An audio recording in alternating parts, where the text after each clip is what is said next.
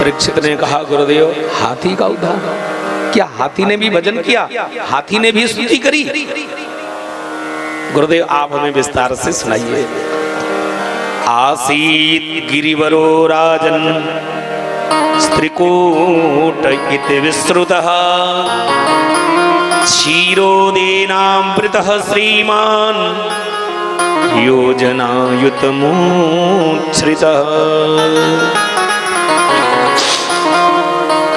एक त्रिकूट नाम का पर्वत है, उसके 3 कूट हैं, एक सोने का, एक चांदी का और एक लोहे का। इसको आध्यात्मिक दृष्टि से भी दर्शन करते हुए हम चलेंगे। ये मानो त्रिगुणात्मक प्रकृति की चर्चा है। सत्व रज तम, ये 3 जो वृत्तियां हैं हमारे अंदर, मानो हमारे जीवन से जोड़ करके ये कथा निवेदन करने जा रहे हैं सुखदेव भगवान। पहले हम इसका कथानक निवेदन करें, फिर दर्शन में आपको निवेदन करूंगा।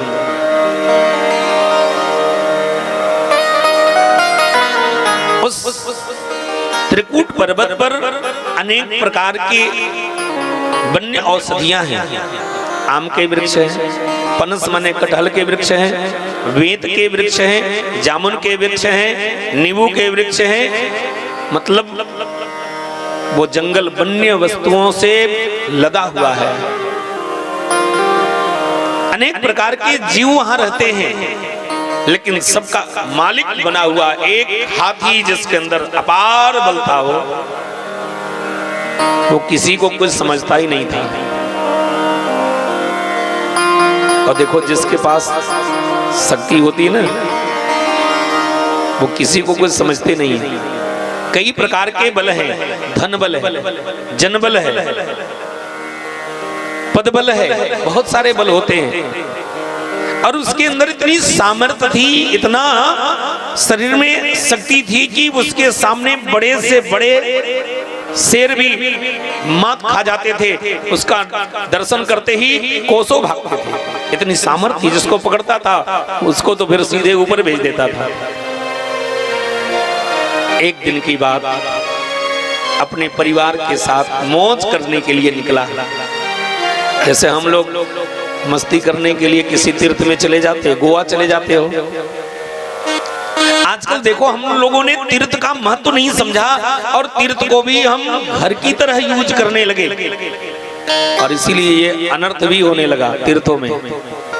तीर्थ मौज करने के लिए नहीं है, तीर्थ में तीर्थ की महिमा को जाने और भगवान के भजन के लिए है। लेकिन आजकल कुछ तो बिगड़ रहा है। प्रयास करना चाहिए कि हम जब तीर्थ में जाएं तो ब्रह्मचर्य पूर्वक वहां निवास करें, कभी भी गलत दृष्टि किसी पर नहीं डालें। आए हैं जिस तीर्थ में, उस तीर्थ के देवता की याद करें। यहाँ पर मेरे भोलेनाथ रहते हैं, केदारनाथ है, तो उस भाव को अपने हृदय में उद्वेलित करते हुए जाएं और भगवान से जुड़े रहें। अगर वहां जाने के बाद भी आप संसार से जुड़े रहें, तो चाहे आप घर में रहें, चाहे आप तीर्थ में गए, दोनों बात एक ही है। कछु फर्क ना पड़ेगा भैया, कछुएगो भी ना, भले ही आप कुछ भी कर ले। अपने परिवार के साथ मौज करने के लिए निकला। अनेक पत्नियां थी, और देखो जिसके पास धन ज्यादा होता है ना, उसके पास बहुत सारी पत्नियां होती हैं। वो अलग बात है कि आप न जान सको। एक लखनऊ रहेगी, तो एक दिल्ली रहेगी, एक घर पे रहेगी झाड़ू लगाने वाली। ये 2 नंबर के पैसे का कमाल है साहब। लेकिन बाद में जब वृद्धावस्था आती है, हाय हाय। एक व्यक्ति से मेरी मुलाकात हुई, उनको पैरालाइसिस हो गया था, कोई पूछता नहीं था। मेरी उम्र थोड़ी छोटी थी, तो उन्होंने मुझे पास में बुलाया और कहा बेटा जरा सुनो। उस समय तो मैंने बहुत ज्यादा ध्यान नहीं दिया, लेकिन बाद में जब मैं सोचने लगा कि आखिर ये व्यक्ति मुझे क्यों बता रहा है, लगता है मुझे उपदेश कर रहा है, मैं इसका तो कुछ कर नहीं सकता, मेरी अल्प अवस्था है। उसने हमसे कहा कि बेटा देख रहे हो, ये हमारी पत्नी है, जब मैं ऑफिस से आता था, दरवाजे पर खड़ी होकर के आरती उतारती थी, चंदन लगाती थी, प्रणाम करती थी, फिर मैं अंदर जाता था, मेरे जूते उतारती थी, कपड़े निकालती थी और रात्रि तक मेरी सेवा करती थी। लेकिन जब से मेरी शरीर बर्बाद हो गई है, मुझे पेट भर भोजन भी नहीं देती, 2 रोटी देती है और कहती है दिन भर गंदगी करोगे, तुम्हारे हम नौकर लगे हैं सफाई करने के लिए। बेटा देखो यही है जीवन। मुझे लगा कि ठाकुर जी ने ये उपदेश कराया और ये चीजें आप भी समझें। कहीं ना कहीं आपके मन में ये भावना उद्वेलित हो रही है कि हमारे लोग हैं, हमको समस्या होगी तो ये खड़े होंगे। मेरे भाई बहन 10 मिनट के लिए कोई खड़ा हो जाए नहीं कह सकता, लेकिन जिस समय आपकी रोटी पर नमक नहीं होगा, आपका खास लंगोटिया यार भी आपके घर की तरफ मुख नहीं करेंगे। लेकिन जब तक वो स्थिति आएगी तब तक बहुत विलंब हो जाएगा। आज ही सुधर जाओ, आज ही समझ जाओ। इतने परिवार के साथ, इतनी पत्नियों के साथ, इतने बच्चों के साथ झुंड के झुंड में चला हुआ है, सैकड़ों की संख्या है, लताओं को रौंदते हुए, वृक्षों को धक्का मारते हुए चल पड़ा है और उस मार्ग पर पशु पक्षी खड़े हैं। महाराज जी की जय, महाराज जी की जय। तब तो और फूलने लगा कि मैं महाराज हूं। किसी कथावाचक को मंच पर बिठा दो और 1-2 माला पहना के आरती उतार दो तो फूला नहीं समाता है? और कहीं भगवान ने एक स्क्रू ढीला कर दिया, बोले क्रैक, अब जो आरती उतारते थे पत्थर मारने लगे। क्या औकात है तेरी? ये उस भगवान की महिमा है कि आपको यहाँ बिठाया है। और मंच पर बैठे हुए किसी कथावाचक को हम प्रणाम इसलिए नहीं करते कि बहुत योग्य है, हम माला भी इसलिए नहीं पहनाते कि उनकी बहुत योग्यता है, हम आरती भी इसलिए नहीं उतारते हैं कि आप बहुत योग्य हैं, बल्कि ये सब कुछ करके हम एक संकेत करते हैं कि आप इस योग्य बनने का प्रयास करो, जो हम कर रहे हैं उसके योग्य बनो। और कहीं किसी कथावाचक ने अपनी बड़ाई समझ लिया तो हुआ पतन उसका। कि सबके मूल में केवल और केवल गोविंद है।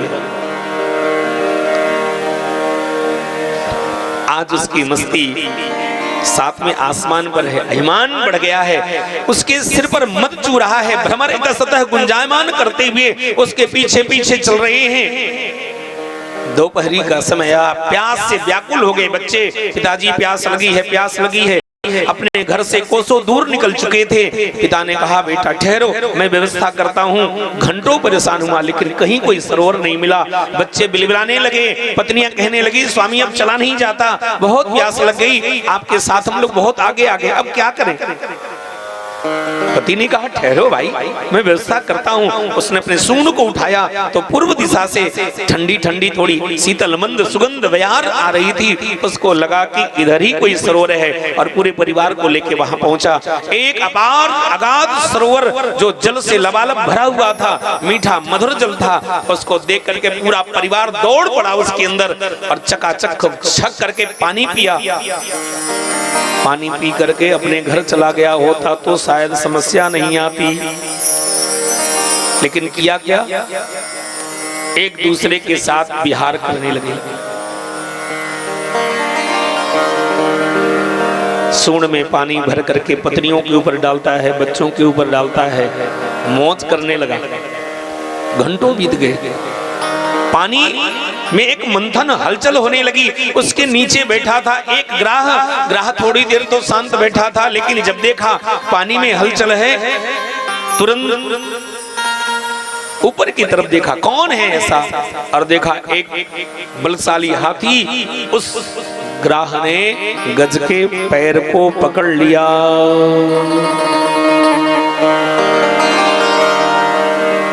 पहले तो उसे लगा कि कोई सामान्य जीव है, उठा के फेंकूंगा कोसों दूर गिरेगा, लेकिन ऐसा हुआ नहीं हो। क्यों नहीं हुआ?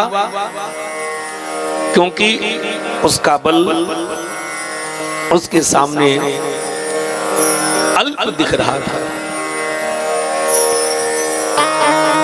सोचने लगा कि क्या करूंगा। फिर विचार किया कि ये क्या करेगा मेरा? अपने परिवार के साथ किलोल कर रहा था, लेकिन जब पैर जकड़ते चला गया, अब उससे लगा कि मैं चल नहीं पा रहा हूं, तब उसने नजर दौड़ाई, देखा एक ग्राह खींचा, 10 पग खींच के ले आया, और तब ग्राह 20 पग अंदर लेके गया। तम तत्र कश्चिन नृपनैव नोदितो ग्राहो बलियान चरणे रुसाग्रहीत। बलियान मने जोर से पकड़ा है, अपनी पकड़ को इतना मजबूत किया है कि चाह करके भी हाथी अपने पांव को निकाल नहीं सका। और जब लगा कि हम बाहर नहीं आ पाएंगे, तब पत्नियों से कहा, क्या देख रही हो, जल्दी मेरे पास आओ, अपनी अपनी सूंड लगाओ, ये कोई जीव है, मुझे मार डालना चाहता है। सारी पत्नियों ने भी अपनी अपनी सूंड को लगाया, फिर भी हिला न सकी। बच्चों से कहा, क्या देख रहे हो, तुम्हारे पिताजी संकट में हैं। और बच्चों ने भी अपनी अपनी सूंड लगाई, अपने पिता को निकालने का प्रयास किया, लेकिन 1 इंच भी खींच न सके। मेरे भाई बहन, एक समय ऐसा आएगा जब आपका अपना बल काम नहीं करेगा। जब अपना बल काम नहीं करता है, जिसको हम स्वबल बोलते हैं, और तब व्यक्ति क्या करता है, स्वजन बल का प्रयोग करता है। स्वजन बल भी काम नहीं करता है तो धन बल का प्रयोग करता है, और जब धन बल का भी काम अधूरा पड़ जाता है, तब कोई माई का लाल दैव बल का प्रयोग करता है। सब नहीं हो, सारा बल नष्ट हो गया, मद चूर चूर हो गया। कई महीने बीत गए लगातार युद्ध करते करते। सोचा कि अब क्या करें। अब धीरे धीरे पत्नियां खिसकने लगी, क्योंकि उन्हें अब पता चल गया था कि हमारे श्रीमान जी बाहर आने वाले नहीं, अब तो ये गए, अब दूसरा पति ढूंढो, क्योंकि अब इनसे तो काम हमारा चलेगा नहीं। जो थोड़ा कम प्रेम करती थी वो थोड़ा जल्दी भागी, थोड़ा ज्यादा प्रेम करने वाली थी वो थोड़ा विचार करने लगी, हो सकता है एक आस है पति निकल जाए। 10 सेक्टर का मालिक आज वेंटिलेटर पर है, आईसीयू में भर्ती हो गया, इतने लोगों को धन पहुंचाता था, लेकिन अब टिफिन के भोजन पर जीवन व्यतीत करने के लिए मजबूर हो गया। बेचारा वो हाथी टुकुर टुकुर निहारता कि कोई पत्नी कुछ घास फूस ले आए तो हम थोड़ा पेट में डालें। कुछ पत्नियां जाती जंगल में स्वयं खाती और अपने पति के लिए सूंड में पकड़ करके ले आती। आज पति का जीवन बदल गया। जंगल के सभी पशु पक्षियों को भी लगा कि अब हमारे महाराज ज्यादा दिन के मेहमान नहीं हैं, तब उन्होंने भी जय जयकार करना बंद कर दिया। सत्ता का परिवर्तन हो जाएगा। बोलिए भक्तवत्सल भगवान की जय हो। ध्यान दीजिएगा, ये जिस जीवन के सुख के सरोवर में हम लोग इतनी मस्ती में निवास कर रहे हैं, हम भूले हुए हैं इसी सुख के सरोवर में, इसी संसार के सरोवर में नीचे एक ऐसा जीव है जिसका नाम है मृत्यु। मृत्यु रूपी मगरमच्छ है, वो आपके चरण पकड़ लेगा तो फिर संसार का कोई माई का लाल नहीं है जो आपको बचा सके। सावधान भाई बहन, अगर इस कथा को हमने ध्यान से नहीं सुना तो हमारा पतन हो सकता है। हाथी कौन है? ये जीव ही हाथी है।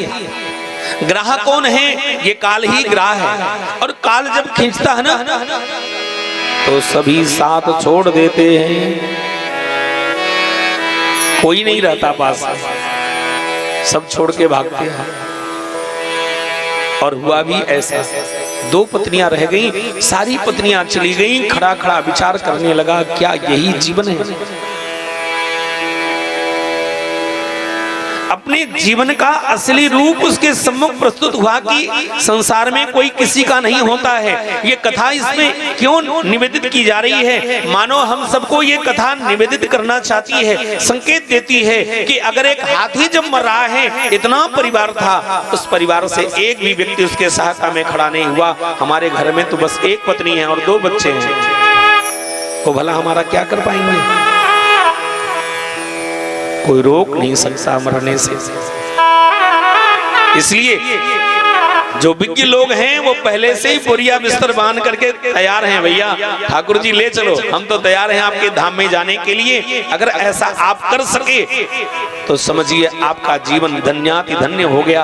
और अगर आप मोह में रहे, आप अज्ञान में रहे, आप अधर्म के मार्ग पर चल रहे थे, तो ये समझ लेना कि आपके जीवन में महान संकट आने वाला है। क्योंकि मृत्यु के समय में जो कष्ट होता है वो व्यक्ति झेल नहीं पाता है, सब कुछ छूट जाता है, शरीर छूट जाती है। अरे जिस शरीर से हमने अपना सब कुछ कार्य किया था, वो भी जब हमारे साथ नहीं जाएगी तो फिर संसार की वस्तु भला कैसे जा सकती है? हाँ, एक वस्तु जा सकती माता जी, तिजोरी की चाबी जाएगी? नहीं जाएगी। कुछ माल तो चला जाएगा ना साथ साथ, कुछ भी नहीं। इसलिए काले कारनामे छोड़ दें, सावधान हो जाएं। हमारे साथ क्या जाएगा? धर्मानुगो गच्छति जीव एकः। हमने जो धर्म किया है, हमने जो पुण्य किया है, वही हमारे साथ जाने वाला है और साथ कुछ भी नहीं जाएगा। अब 2 पत्नियां बची थी, वो भी जाने लगी। अब तो पति रोने लगा, हे भगवान अब क्या करें? पत्नियों से कहा, देवी अगर मैं बाहर नहीं आ रहा हूं तो कम से कम तुम तो खड़ी रहो। जब तक मेरे प्राण नहीं जा रहे हैं तब तक तो खड़ी रहो, थोड़ा बल मेरा बढ़ेगा। लेकिन पत्नियों ने कहा, महाराज आप बाहर नहीं निकलते तब तक हम खड़ी रहेंगी। तो पत्नियां चली गईं, बच्चे चले गए। अब उस सरोवर में एक हाथी अकेला निराश्रित हो गया हो, साथ कोई नहीं रहा। और जब मृत्यु का समय आएगा मेरे भाई बहन, हम भी ऐसे अकेले हो जाएंगे। क्यों? क्योंकि जब वृद्धावस्था आएगी, रोग लगेंगे, बेटे को फोन करेंगे, बेटा बहुत परेशान हूं, अमेरिका से बालक फ्लाइट करके आएगा, उठा के ले जाएगा, गोरखपुर ले जाएगा, लखनऊ ले जाएगा, दिल्ली ले जाएगा। डॉक्टर से कहा, पुत्र ने पिताजी को बचा लो, जितना पैसा लगेगा मैं दे दूंगा। लेकिन जब सब कुछ चेकअप कराने के बाद निर्णय दिया डॉक्टरों ने, कहा अब इन्हें ले जाओ, अब 1-2 महीने के मेहमान हैं, अब ये जीवित रहने वाले नहीं। तकलीफ बहुत ज्यादा होती है। डॉक्टर ने कहा 5000 की सुई आएगी, जब लगा दोगे तो ये शांति से 24 घंटे रहेंगे, हर दिन इसे एक सुई लगा दो, मस्ती में रहेगा जब तक है, आह नहीं भरेगा। बच्चों ने साथ छोड़ दिया, लगे तो थे अभी, लेकिन पता चला कि बूढ़ा मर जाएगा। घर पर आए और पिता को घर पर पहुंचाया, गाड़ी से उतारा, मम्मी से कहा, माँ अब मैं जा रहा हूं अपनी ड्यूटी पर, बूढ़ा मर जाए तो सूचना देना, क्योंकि 20 लाख तो ऐसे खर्च हो गए, मरने के बाद भी 10 लाख रुपए खर्च हो जाएंगे। इसलिए बच्चों ने साथ छोड़ दिया। अब उस बूढ़े से पूछो, उस बूढ़े को क्षण क्षण अपने पुत्र का मोह आ रहा है। उसे अपने जीवन की हर बातें याद आई कि जब मेरा बच्चा छोटा था, उसे गोद में खिलाता था, भूख लगी रहती थी, लेकिन बाजार से जो नई वस्तु आती थी बच्चे को लाके खिलाता था, बालक खाता था तो लगता था हमारा ही पेट भर रहा है। अब वो चाहता है कि मेरे बेटे मेरे पास रहें, उनके हाथ पकड़ने का प्रयास करता है, उन्हें अंग में भरना चाहता है, लेकिन परिवार वालों ने उसे बिल्कुल त्याग दिया। जैसे दूध में गिरी हुई मक्खी को लोग निकाल करके फेंक देते हैं, ठीक उसी तरह से हमारी परिस्थिति घर में होने लग जाती है। लेकिन अभी उसे बल था कि मेरे बेटे चले गए, कोई बात नहीं, लेकिन मेरी अर्धांगिनी, मेरी जीवन संगिनी है, वो तो मेरा साथ देगी। और पत्नी से कहता, तुम कुछ मत करो, जब तक मेरे प्राण है मेरे पास बैठी रहो। उसका हाथ पकड़ करके हाथ में लेता है, थोड़ा संतोष होता है। पत्नी उसके सिर पर हाथ फेरती है, थोड़ा ढांढस बचता है, लेकिन पत्नी भी कब तक बैठेगी? 1 दिन, 2 दिन, 10 दिन, 1 महीने, और पत्नी भी फिर पीछा छुड़ाने लग जाती है। क्यों? कैंसर हो गया, बदबू आती है और पति को एक कमरे में बंद कर दिया और भगवान से अंदर अंदर ही प्रार्थना करती, महाराज ले जाओ इनको। अब जो स्त्री अपने सुहाग के लिए कुछ भी करने को तैयार होती है, एक ऐसी परिस्थिति का निर्माण हुआ, उसकी पत्नी भी चाहती है चला जाए। अब क्या हुआ, 5000 की सुई लगती थी, लेकिन अब वो सुई बंद हो गई। क्यों? क्योंकि बूढ़ा मरने वाला है। अब छोटी मोटी सुई से कोई फायदा नहीं होता। दिन रात चिल्लाता है, चित्कार करता है वो व्यक्ति, हड्डियों में सड़न आने लगी, तकलीफ इतनी बढ़ गई, अब कोई सहारा नहीं रहा। जिस घर में रखा था उस घर से बाहर कर दिया। जिस घर को अपने खून पसीने को मिला करके उस घर के निर्माण को किया था, आज घर वालों ने, परिवार वालों ने उठा करके एक झोपड़ी में फेंक दिया। आप कल्पना करना, ऐसी परिस्थिति में उस व्यक्ति को कितना कष्ट होता होगा। आज हाथी की वही हाल हुई। ये हाथी की कथा संकेत करती है कि हमारे भी जीवन में ऐसी स्थिति आने वाली है। आप चाहें या न चाहें, इसलिए हम पहले से तैयार रहे। हाथी ने किया क्या हो, उसे भगवान की याद आई। और जब भगवान की याद आई, कैसे याद आई? सुखदेव भगवान कहते हैं, प्राग जन्मनि अनुशिक्षितम, उसने पूर्व जन्म में कुछ ऐसे पुण्य किए थे जिस पुण्य के कारण उसे भगवान की याद आई। और तब उसने कहा कि प्रभु आप हमारे हाथ पकड़ लेते तो मेरा जीवन धन्य हो जाता। पकड़ लो हाथ बनवारी, नहीं तो डूब जाएंगे। प्रभु मैं तो मरने के लिए ही पैदा हुआ हूं, और अगर बुलाने के बाद आप नहीं आए तो आपको दुनिया क्या कहेगी? हमारा कुछ ना बिगड़ेगा, मैं तो मरने ही बैठा हूं, हमारा कुछ ना बिगड़ेगा, तुम्हारी लाज जाएगी।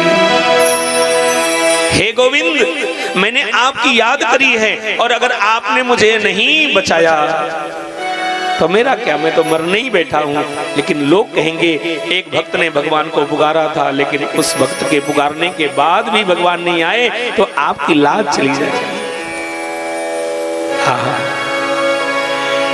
पत्नियों को जाते हुए देखा, आंखों से अश्रुपात हो रहा था, लेकिन जब परिवार का संबंध टूट गया, उसकी भावना बदली, स्वबल चला गया, स्वजन बल चला गया, धन बल चला गया, तब एक बल बचा था, दैव बल। अब उसने आंखों के आंसुओं को पोंछ लिया हो। इसलिए मेरे भाई बहन, आज ही आंसू पोंछ लो और आज ही कमर कस लो कि हमारे केवल और केवल भगवान हैं और संसार में कोई नहीं है। अपना तो बस ठाकुर है। ठाकुर हमरे रमण बिहारी, कोई और नहीं है, केवल और केवल भगवान है। आज सुखदेव भगवान कहते हैं, उसने याद करी जिसको हम गजेंद्र मोक्ष बोलते हो। जब आपके जीवन में संकट आए, तब आप अगर गजेंद्र मोक्ष का पाठ कर रहे होंगे तो वह संकट टल जाएगा। ओम नमो भगवते तस्मै यत एतद् चिदात्मकम् पुरुषायादि बीजाय परेशाय धीमहि। अरे नाम तो किसी का नहीं लिया हो, उसने कहा तो आदि कारण देव हैं, मैं उनकी शरण में हूं। अच्छा एक बात बताएं, अगर मरते समय में भी भगवान की याद आ जाए तो हमारा जीवन धन्य हो जाता है। लेकिन याद आना आसान है क्या? ये तो तभी होगा जब हमने इसका अभ्यास किया होगा। हर व्यक्ति गिर के ही मरता है। प्राण तो लेटने के बाद गिरने पर ही जाते हैं। इसलिए जब हम लेटे रात में जाने के बाद यहाँ से आप जाएं, भोजन करके जब सोएं तो भगवान के नाम का स्मरण करते करते सोएं, और जब उठें तो नाम का स्मरण करें। तो ये जितनी देर तक आप सोए हैं इतना सब भजन में ही गिनती कर लेंगे ठाकुर जी। लेकिन हम लोगों की मस्ती तो अलग ही होती है, हम संसार में ही प्रवृत्त रह जाते हैं, भगवान की याद से वंचित रह जाते हैं। आइए, एक संत ने बहुत प्यारा भजन लिखा है, मेरे हृदय को छूता है, और इसलिए हम वो भजन गाएंगे आज कि अंत के समय में याद आई है आज उस हाथी को। और उसने कहा कि प्रभु अब पता चला है मेरा कोई नहीं है और मैं किसी का नहीं हूं, लेकिन प्रभु याद मैं कर रहा हूं, मैं केवल और केवल आपका हूं। एक संत ने अपनी लेखनी को धन्य किया है, साहित्यकार को प्रणाम है। आइए हम लोग भी भगवान से प्रार्थना करें कि प्रभु अंत समय में आपकी याद आए, जिससे हम आपके धाम को चले जाएं। बोलिए भक्त वत्सल भगवान की जय हो। कोई न मेरा कोई न तेरा,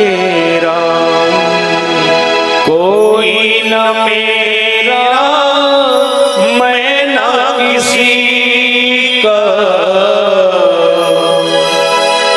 सबसे ठोकर खाई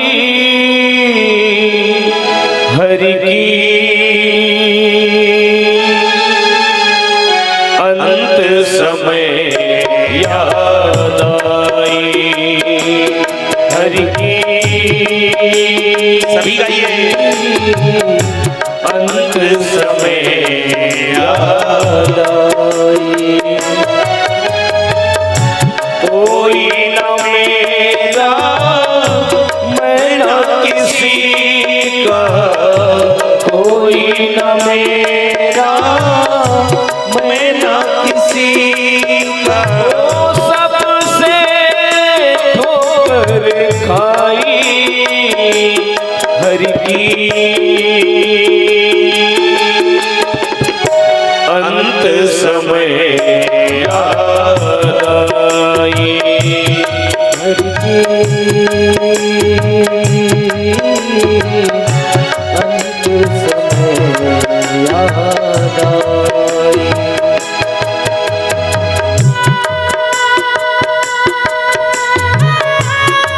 एक एक सुनने जैसे हैं।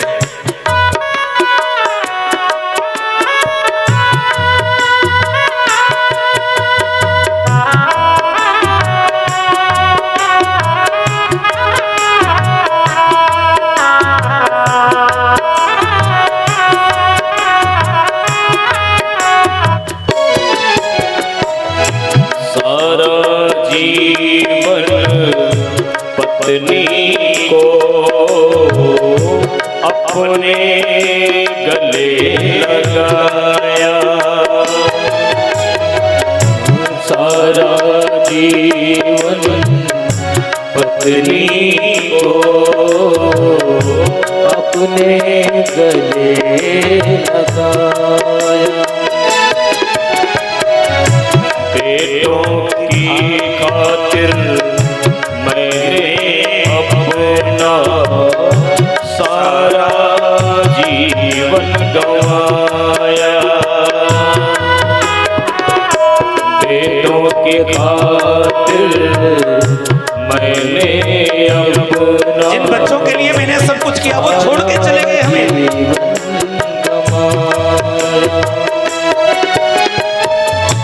छोड़ चले गए बीच भंवर में, छोड़ चले गए बीच भंवर में, उनको दया न आई हरि की, अंत समय याद आई हरि की।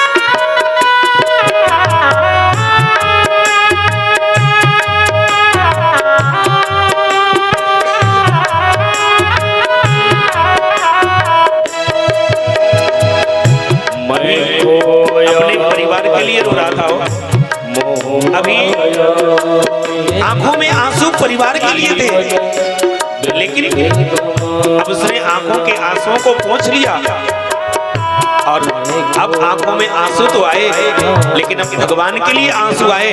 भगवान से निवेदन करने लगा, प्रभु कि मैं मोह माया में ऐसे खोया था कि पूरे जीवन को व्यर्थ ही गंवा दिया, कोई कमाई नहीं करी आपके लिए, मैं संसार को ही सच समझ बैठा था। प्रभु मैं बहुत अहंकारी था, मैं दुनिया में किसी को समझता नहीं था, लेकिन अब इस ग्रह ने मेरे अहंकार को तोड़ दिया है।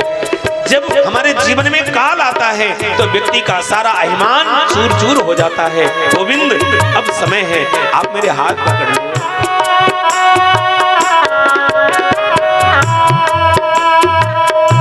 मैं खोया था मोह माया में, जीवन व्यर्थ गवाया। मैं खोया था मोह माया में, जीवन व्यर्थ गवाया। कोई किसी का हुआ न जग में, आज समझ में आया। कोई किसी का हुआ न जग में, आज समझ में आया। अहंकार पल भर में टूटा, अहंकार पल भर में टूटा। ताकत काम न आई भर की, अंत समय याद आई घर की, अंत समय याद आई। कोई न मेरा मैं न किसी का, कोई न मेरा मैं न किसी का। सबसे ठोकर खाई हर की, अंत समय याद आई हर की, अंत समय याद आई। हरि बोल।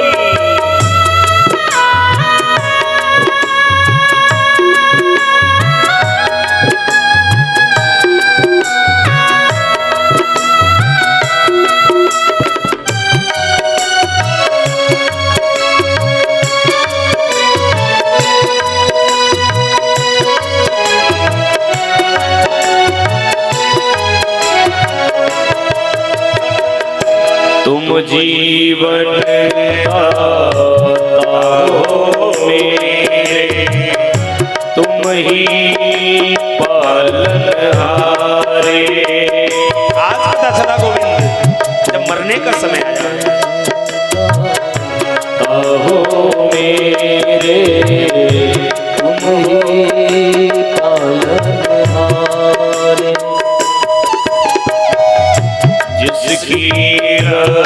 रक्षा तुम प्रभु करते, कौन उसे फिर मारे।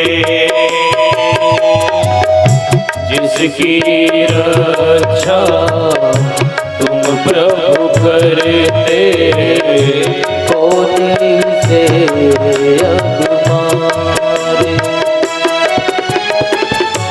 पीछे भंवर में तुमको पुकारो, पीछे भंवर में तुमको पुकारो। आजा यदुराई हर की, अंत समय याद आई हरि की, अंत समय याद आई। कोई न मेरा मैं न किसी का, कोई न मेरा मैं न किसी का। सबसे ठोकर खाई हरि की, अंत समय याद आई हरि की, अंत समय याद आई। प्रभु की, अंत समय याद आई प्रभु की।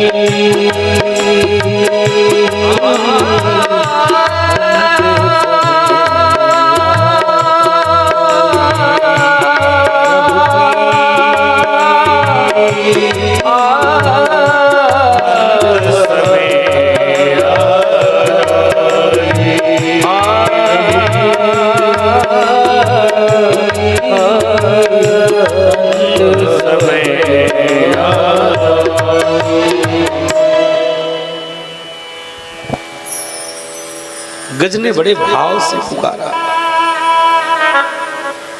इतना प्यार था उसकी वाणी में कि भगवान विवश हो गए। अच्छा देखो, वो नाम किसी का नहीं लेता हो। पहले तो उसने कहा जो ये इस जगत के जो कारण हैं हम उनकी शरण में हैं, तो ब्रह्मा जी दौड़े। लेकिन उसके आगे उसने कहा कि जो ब्रह्मा जी के भी कारण हैं, तो ब्रह्मा जी लौट गए। और सुखदेव भगवान के शब्दों में सुने, नमो नमस्ते खिल कारणाय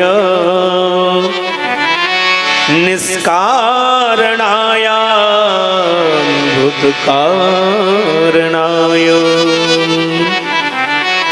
सर्वागमाम्नाय महार्णवाय नमोपवर्गाय परायणाय।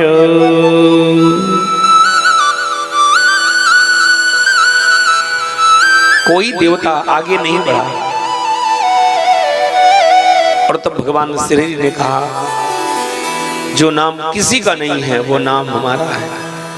जिसका संसार में कोई नहीं है उसके लिए हमारे घर का दरवाजा खुलता है।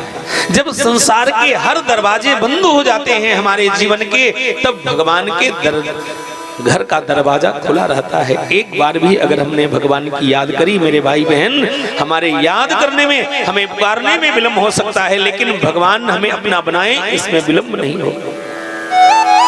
लेकिन हम पुकारते भी हैं तो आर्टिफिशियल पुकार, मन कहीं और है और वाणी कहीं और है, हृदय से नहीं पुकारते। एक दिन मैंने आपसे निवेदन किया था कि अगर भाव है तो एक चींटी के पैरों में बधी हुई घुंघरू की भी आवाज मेरे गोविंद को टकराती है। इसलिए ये चिंता मत करना कि भगवान हमारी सुनेंगे। यही बात तो प्रहलाद जी ने अपने दैत्य बालकों से भी कहा था कि भगवान मेरे घर के थोड़ी हैं, अगर भगवान मेरी रक्षा कर रहे हैं तो तुम्हारी भी करेंगे, ये विश्वास पक्का है और इस विश्वास को अपने हृदय में जगाओ। यार विश्वास में बहुत ताकत है। पुकारा है, आंखों से अश्रुपात हुए, इतना रोया कि संसार के लिए जो रुदन कर रहा था वो साहब उस आंसुओं में बह गए, पूरा परिवार बह गया, पूरा संसार उसका नष्ट हो गया। और जब अकेला बचा, भगवान दौड़े। रुक्मिणी माता ने कहा प्रभु कहां जा रहे हो? भगवान ने कहा हाँ, इतना ही कह पाए और थी तो कहा। जब हाथी के पास पहुंच गए, इधर उसके माथे पर भी जला गया, वो ग्राह खींचते ही जा रहा है, सूंड बची है और उसने सोचा कि अगर ये सूंड भी अंदर डूब गई तो अब मुझे मरने से कोई रोक नहीं सकता। टुकुर टुकुर निहार रहा है, आंखों के ऊपर तक सिर तक पानी आ गया है। अब उसे लगा कि मुझे मरने से कोई बचा नहीं सकता। मेरे भाई बहन, मरने के समय में इतनी वेदना होती है। कोई कैंसर से पीड़ित व्यक्ति भी हो, वो भी अपने शरीर को छोड़ना नहीं चाहता। और तभी आवाज आई, लगता है कुछ हो रहा है। और जब उसने आसमान में देखा तो भगवान गरुड़ पर बैठे हुए दौड़े चले आ रहे थे। हाथ यूं किया था कि हमारे जाने में विलंब हो जाए, लेकिन चक्र सुदर्शन तुम पहले पहुंचो।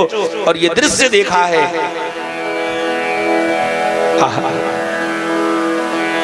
आपको कष्ट हो, हॉस्पिटल में आईसीयू में भर्ती हो, आपका कोई प्रेमी आ जाता है आपको देखने के लिए, तो अनायास ही आपकी आंखों में आंसू आ जाते हैं उसे देख करके। और जिसके सामने साक्षात जगत नियंता, जगदाधार, कण कण में, अणु अणु में व्याप्त रहने वाले वो परमात्मा उस हाथी की सुरक्षा के लिए दौड़ते हुए आ रहे थे। ये दृश्य जब उसने नवमंडल में देखा है तो रहा सहा जो और भी अभिमान था अंदर वो भी गल गया। और अब केवल और केवल आंसू थे। उसने सोचा कि मैं अब ठाकुर की क्या स्तुति करूं, क्या सेवा करूं, कुछ नहीं दिखाई दिया। उसने अपने सूंड से एक कमल के पुष्प को उठाया है और उठा करके भगवान की तरफ बढ़ा दिया। सोमतः सरसिरुबलेन गृहीत आर्तो, ये शब्द बड़ा कीमती है साहब। कैसे पुकारा है? बोले आर्त भास। उसकी पुकारने में दम तो था। सोमतः सरसिरुबलेन गृहीत आर्तो दृष्ट्वा हरिं खवुपात चक्रम, दृष्ट्वा गरुत्मति हरिं खवुपात चक्रम, उत्क्षिप्य साम्बुजकरं गिरिमाः कृक्षात्, नारायणाखिल गुरोर्भगवन् नमस्ते। अभी तक नाम नहीं लिया था, लेकिन जब देखा साक्षात नारायण मेरे सम्मुख उपस्थित हो गए हैं, उस कमलाकांत के चरणों में एक कमल पुष्प उठा करके अर्पित किया है और हाथ जोड़ा। नारायणाखिल गुरोर्भगवन् नमस्ते। आंखें अश्रु से परिपूरित तो हो गई। उसके सामने धुंधला स्वरूप दिखाई दे रहा था, क्योंकि आंखों में पानी है और आंखों के ऊपर तक पानी है। भगवान ने उस प्यार को महत्व दिया, तुरंत कमल के पुष्प को लिया और उसके सूंड बची थी ऊपर। जैसे एक बालक अपने पिता को पुकारता, पिताजी बचाओ, और एक पिता अपने बच्चे के हाथ को पकड़ करके बाहर खींच लेता है, ठीक उसी तरह से भगवान श्री हरि ने उसके सूंड को पकड़ा है और सूंड को पकड़ करके ऊपर खींचा है और बाहर लेकर के आए और चक्र सुदर्शन को आदेश दिया। ग्राहान् विपाटित मुखा दरिणा गजेन्द्रम। उस चक्र के आरे से, उसकी धार से भगवान ने ग्राह के मुख को दो भाग में विभक्त कर दिया, फाड़ दिया हो। बोलिए भक्तवत्सल भगवान की। देखो ये जो युद्ध है ना, हर व्यक्ति के जीवन में चल रहा है। हम हैं हाथी और काल है ग्राह। तो आप कैसे कह रहे हैं? आप तर्क दे सकते हैं कि कैसे कह रहे हो कि युद्ध चल रहा है। हम श्वास ले रहे हैं ना, हम श्वास ले रहे हैं और छोड़ रहे हैं। ले रहे हैं, छोड़ रहे हैं। जब हम श्वास ले रहे हैं तो हम एक पग अपनी तरफ खींच रहे हैं, और जब श्वास छोड़ रहे हैं तब वो काल रूपी ग्राह अपनी तरफ खींच रहा है। ये रोज का नियम है भैया, आज का नहीं, हमेशा चल रहा है। जब से पैदा हुए दोनों का भयंकर युद्ध चल रहा है। न जाने कौन सी ऐसी सांस होगी जिसको हम लेंगे और दोबारा हम ले नहीं पाएंगे, और ग्राह के उस काल के गाल में समा जाएंगे। काल आए उसके पहले, काल हमें अपने गाल में समा ले उससे पहले, जब तक श्वास चल रही है तब तक हाथ में माला लेकर के थोड़ा भजन कर लेंगे।